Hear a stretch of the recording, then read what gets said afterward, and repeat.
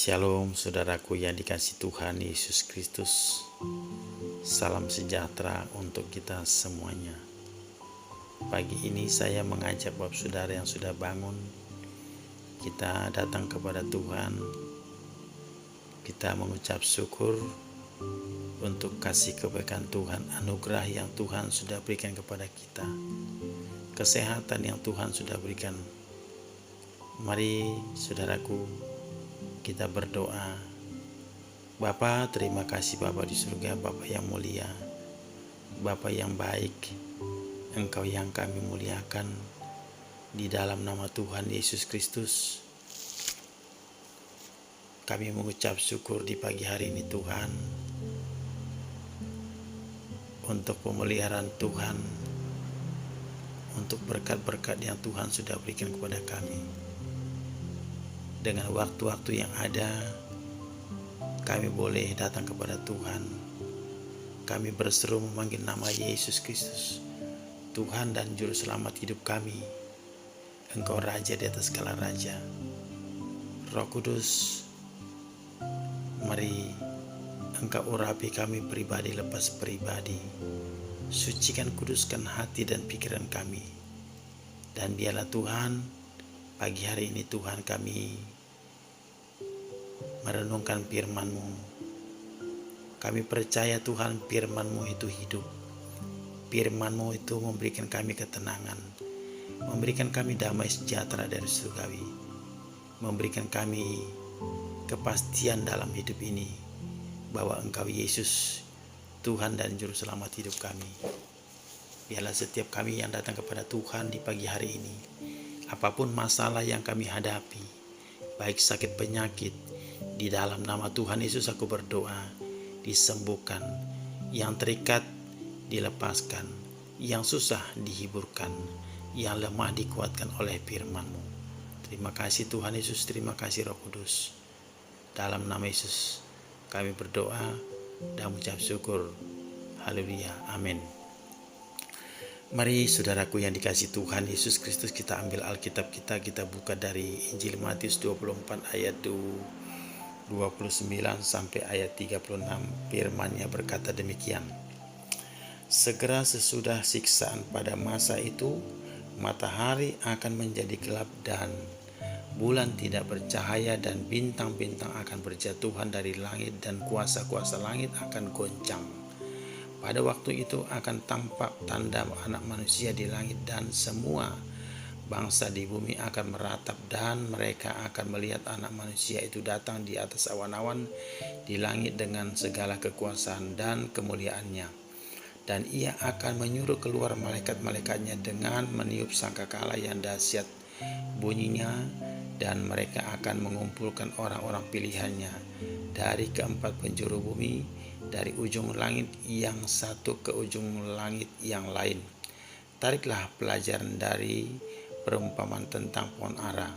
Apabila ranting-rantingnya melembut dan mulai bertunas, kamu tahu bahwa musim panas sudah dekat. Demikian juga, jika kamu melihat semuanya ini, ketahuilah bahwa waktunya sudah dekat, sudah di ambang pintu. Aku berkata kepadamu, sesungguhnya angkatan ini tidak akan berlalu sebelum semuanya ini terjadi. Langit dan bumi akan berlalu, tetapi perkataanku tidak akan berlalu. Tetapi tentang hari dan saat itu tidak seorang pun yang tahu, malaikat-malaikat di surga tidak, dan anak pun tidak, hanya Bapa sendiri.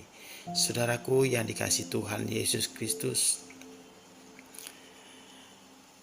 sekalipun Adam dan Hawa telah jatuh dalam dosa, namun rencana kekal Allah terhadap manusia, ciptaan yang serupa segambar dengan Dia, akan tergenapi.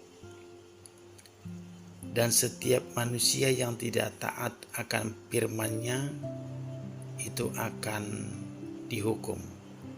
Tetapi setiap manusia yang mentaati perintah-Nya dan tetap setia mencintai firman-Nya, tetap setia mengikuti Yesus, dan hidup benar di hadapannya, maka ia akan mendapatkan sebuah mahkota kehidupan yang kekal dari surga, akan mendapatkan sebuah tempat rumah tinggal yang Tuhan sudah sediakan di surga untuk hidup kekal bersama-sama Yesus Kristus, Tuhan dan Juru Selamat hidup kita. Nah, saudaraku yang dikasihi Tuhan, mengenai kedatangan Tuhan Yesus Kristus yang kedua kali, tidak ada seorang pun yang tahu. Malaikat pun tidak tahu. Anak pun tidak tahu. Hanya Bapa di surga sendiri yang tahu kapan Yesus Kristus datang kedua kalinya. Ini adalah rahasia Bapa di surga. Namun mengenai kedatangan Tuhan Yesus Kristus sebelumnya, ada banyak tanda yang telah terjadi dan yang akan terjadi di muka bumi ini secara dahsyat. Di ayat 32 mengatakan, tariklah pelajaran dari perumpamaan tentang pohon ara. Apabila ranting-rantingnya melembut dan mulai bertunas, kamu tahu bahwa musim panas sudah dekat. Nah, kita melihat bahwa sebelum kedatangan Tuhan Yesus Kristus yang kedua kali, ada banyak tanda-tanda yang Tuhan berikan, yang terjadi dan yang akan terjadi di muka bumi ini. Seperti yang kita telah ketahui bahwa hari-hari ini kita melihat banyak tanda-tanda yang telah terjadi, seperti peperangan antara bangsa melawan bangsa. Ini adalah suatu peringatan, saudara. Dan lagi kita melihat banyak gempa bumi, bencana-bencana alam.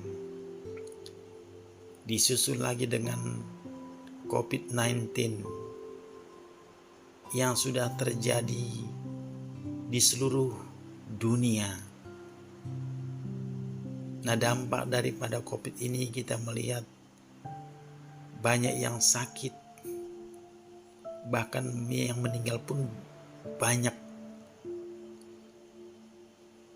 Dan ini berdampak, saudaraku, kepada masa yang sukar, seperti yang dikatakan di dalam Alkitab dalam 2 Timotius 3 ayat yang pertama itu, pada hari-hari yang terakhir akan terjadi masa-masa yang sukar. Nah, kita melihat masa yang sukar itu sudah terjadi, saudaraku. Dampak daripada COVID ini, banyak orang yang kelaparan, banyak orang yang stres, banyak orang yang murtad. Ini adalah suatu peringatan kepada setiap kita sebagai orang yang percaya, agar kita tetap berhati-hati, berjaga-jaga, waspada dengan kejadian-kejadian tersebut.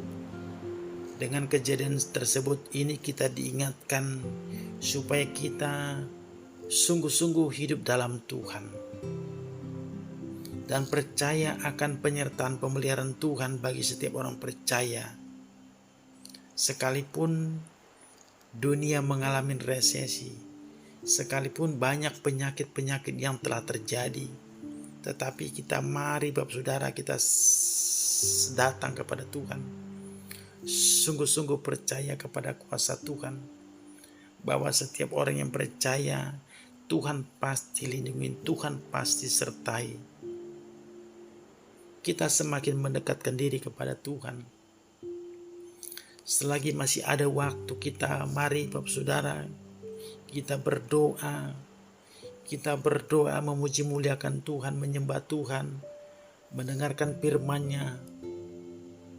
Tinggalkan segala bentuk yang jahat, segala keinginan daging. Rasul Paulus mengatakan, pikirkanlah perkara-perkara yang di surga, bukan yang di dunia. Sebagaimana firman-Nya berkata di dalam ayat 35, langit dan bumi akan berlalu, tetapi perkataanku tidak akan berlalu. Semua yang kita dapatkan, semua apa yang kita miliki itu akan tinggal semuanya. Bahkan dunia ini akan dihancurkan. Tetapi setiap orang yang percaya akan firman Tuhan, setiap orang yang setia kepada Tuhan akan diselamatkan. Firman-Nya itu tetap tergenapi.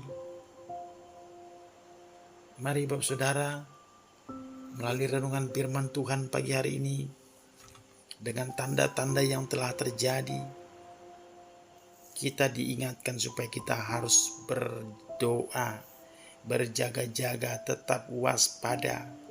Jangan sampai kita tertidur. Mari bangkitkan imanmu, bangkitkan semangatmu.